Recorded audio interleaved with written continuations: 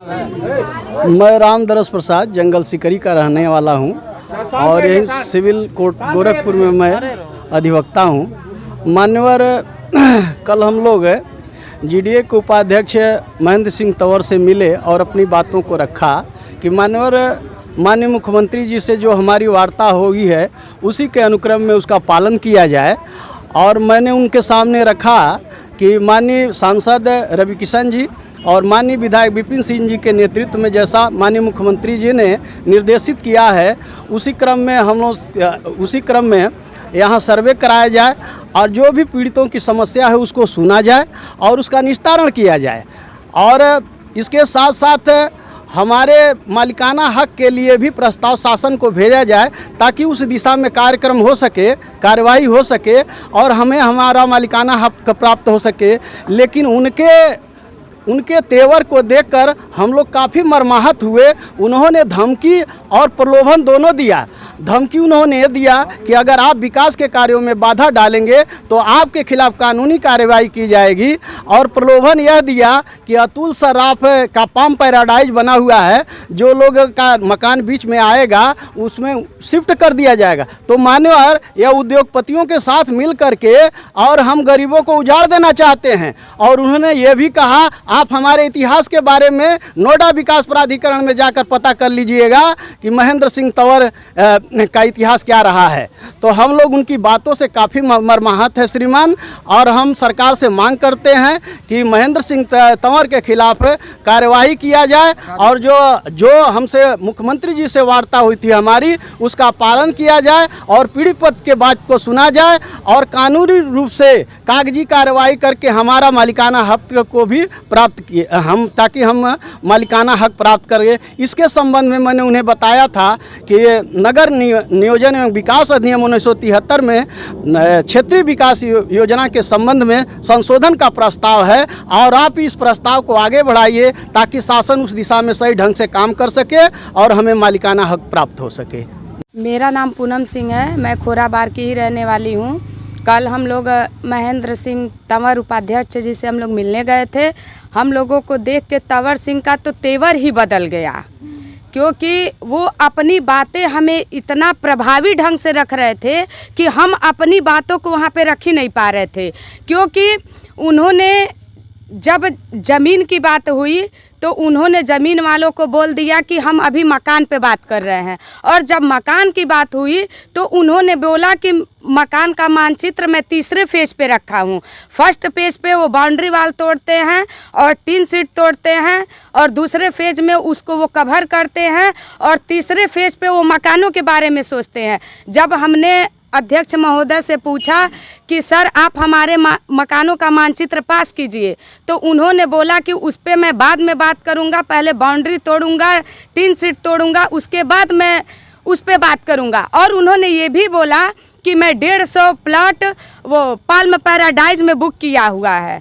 तो अगर आप बाउंड्री तोड़ देते हैं, टीन शीट तोड़ देते हैं, तो उसके बाद तो हमारे पास पक्की मकानें ही बचती हैं और पक्की मकानों के लिए आप ऑलरेडी फ्लैट बुक कर चुके हैं। तो आप कब कहाँ कह रहे हैं कि हम आपको छोड़ रहे हैं? हमारी पहली प्राथमिकता है कि आप हमारे मकानों को छोड़िए, हमारे मकानों का नक्शा पास कीजिए। और दूसरी प्राथमिकता हमारी ये है कि जो हमारे किसान भाई हैं उनका उचित मुआवजा दीजिए।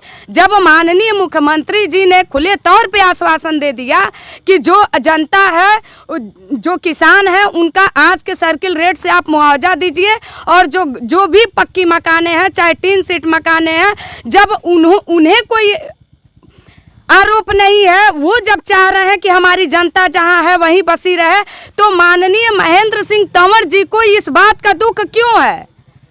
हम उनसे ये जानना चाहते हैं। जब हमारे देश का मुखिया इस चीज़ का आश्वासन दे चुका है कि हमारी जनता जहां है वहां रहेगी, हम जनता जनार्दन से हैं, जनता मेरी है, जनता का सपोर्ट हम कर रहे हैं, तो आपको आपत्ति क्यों है?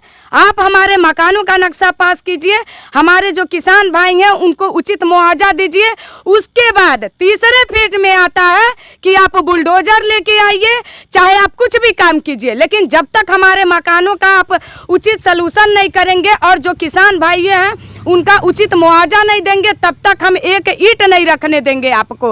और खुले तौर पे उन्होंने धमकी दिया कि अगर हमारे कामों में कोई भी व्यवधान उत्पन्न करता है तो उनके खिलाफ हम कोर्ट से वो FIR करेंगे, उनको हम मुकदमा दायर करेंगे। तो मैं कहती हूँ कि आपको जो करना है करिए, हम जेल जाने के लिए भी तैयार हैं, लेकिन हम अपने इस लड़ाई से पीछे नहीं हटेंगे, क्योंकि जो आप दे रहे हैं वो आप अपने घर से नहीं दे रहे हैं, आप हम ही से लेके और हम ही को दे रहे हैं।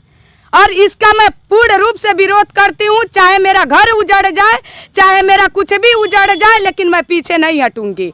जो हमें गुमराह किया जा रहा है ये हम गुमराह नहीं होना चाहते हैं।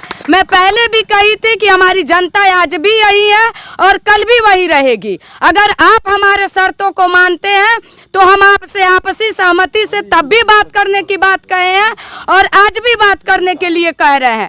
जब हम आपको खुले आसमान के नीचे बुला रहे हैं तो आप नहीं आ रहे हैं, और हमारे 10-10 किसानों को बुला रहे हैं, कहीं ना कहीं आप उन्हें तोड़ रहे हैं। और हम टूटने वाले नहीं है, हम लोग की जान चली जाएगी, लेकिन हम अपने मकानों से और अपने जमीन को ऐसे नहीं जाने देंगे। कमलेश राय। क्या मामला है?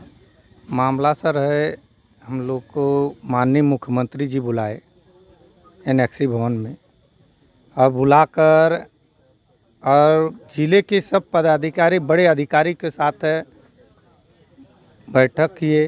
बैठक करके सबको आश्वस्त किए कि भाई जिनकी मकान है मकान नहीं ढहेगी, जिनकी ज़मीन है ज़मीन का उचित मुआवजा मिलेगा। इक्का दुक्की मकान है उनको इतना कंपनसेशन दीजिए कि वो संतुष्ट हो जाए और कहीं और जाको अच्छी तरह मकान बना ले। या तो उनकी व्यवस्था आप करिए या तो खुद कर लें, इतना कंपनसेशन दीजिए। लेकिन महेंद्र सिंह तंवर ने कल हम लोग को बुलाए थे, GDA उपाध्यक्ष महोदय। सबसे बड़ी उनकी पहली बात थी कि जो लोग हमारे कार्य में बाधा डाल रहे हैं, पहला उनका लैंग्वेज था, उनको मैं चिन्हित करा कर उन पर FIR कराऊंगा।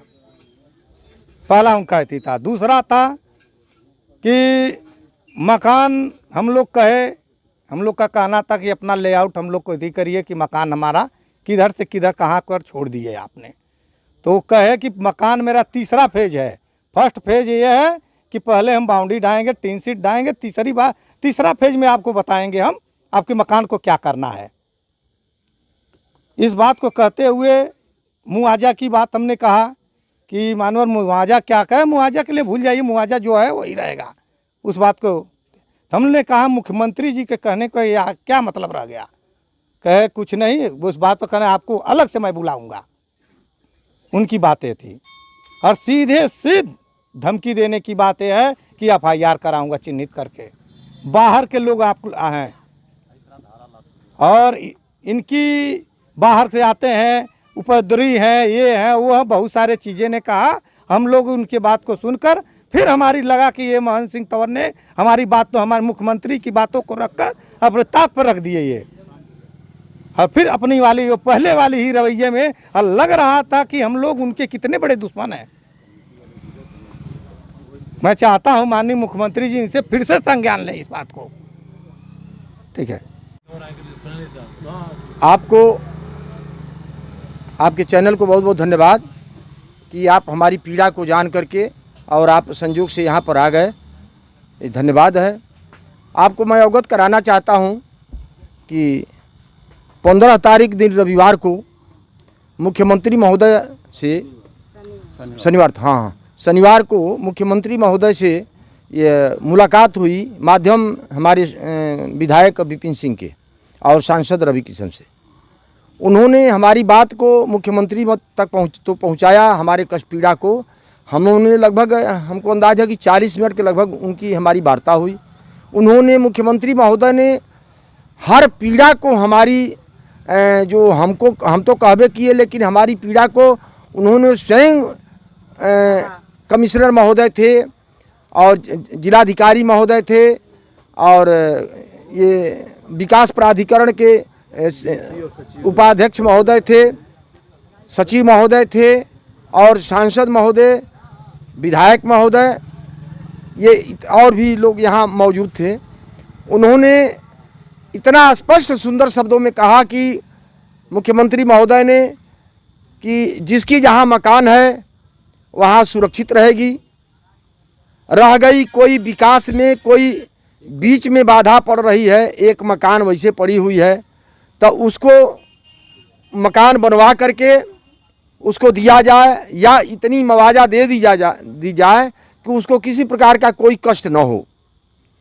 रह गई झुग्गी झोपड़ी है तो मकान तो भी है, उसको भी प्रधानमंत्री महोदय योजना के अंतर्गत उनकी मकान दे करके उसमें शिफ्ट करके तब उसकी झोपड़ी हटाई जाए।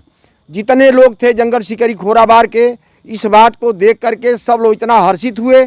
आने के बाद अपने कॉलोनियों में, मकानों में और इतना खुशी जाहिर किए, मिठाई बांटे कि जो जितनी मकानें हैं वो सुरक्षित रहेगी और ज़मीनों का मुआवजा बढ़ेगा। आज के डेट से विधायक महोदय से मेरी वार्ता हुई, उन्होंने कहा कि आप लोग चले जाइए उपाध्यक्ष महोदय के यहाँ, तो उनके कहने से हम लोग कल उपाध्यक्ष महोदय के यहाँ गए। आज तक मैं आपको बता रहा हूँ लगभग 67 साल की उम्र लगभग मेरी पार हो चुकी है, 68 की। इस तरीके से मैं तेवर कभी किसी अधिकारी का नहीं देखा था, रोष में, आक्रोश में, कि एक जनता की सेवा करने के लिए, जनता के हित में। हमको तो ये लग रहा है कि वह सरकार के विरोधी हैं, जो मौजूदा सरकार है उनके टोटल विरोधी हैं, क्योंकि मुख्यमंत्री के आदेश का उन्होंने पालन नहीं किया। उनके आदेश के विपरीत जनता के साथ ऐसा दुर्व्यवहार, उन्होंने ऐसा धमकी दिया है, मैं क्या बताऊं आपको।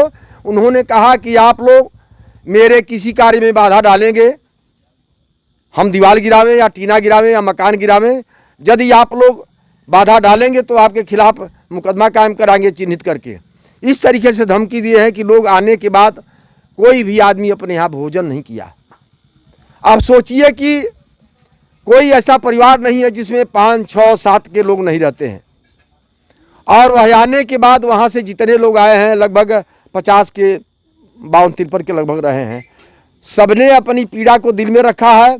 और रखने के बाद इतना दुख हुआ है कि मैं क्या कहूँ। यह बात मीडिया के सामने रखी गई, मीडिया ने हर पेपर में अपने समयानुसार उन्होंने निकाला है मेरी बात को।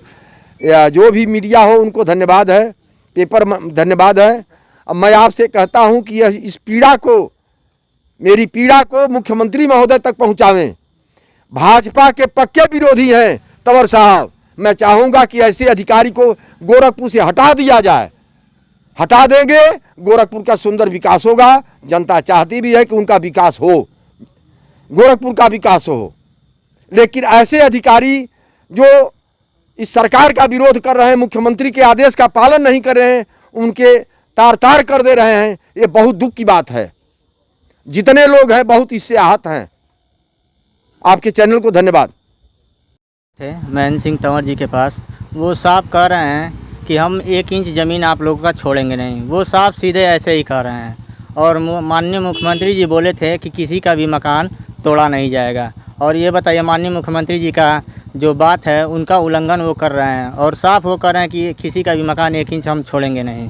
तो बताइए इससे क्या हम लोग के ऊपर प्रभाव पड़ेगा? अब बताइए हम लोग क्या किया जाए। और नहीं तो साफ कह रहे हैं, हाँ वो समझ लीजिए साफ वो अपने बातों से धमकी दे रहे हैं। जो भी मतलब हमारे कार्य में बाधा करेगा उसको हम मतलब वो समझ लीजिए कार्रवाई करेंगे। वो क्या मांग करना चाहते हैं? मांग हम यही करना चाहते हैं कि जो हम लोग का मकान है वो सुरक्षित उसी जगह रहने दिया जाए और जो ज़मीन है उसकी मुआवजा बढ़ाया जाए।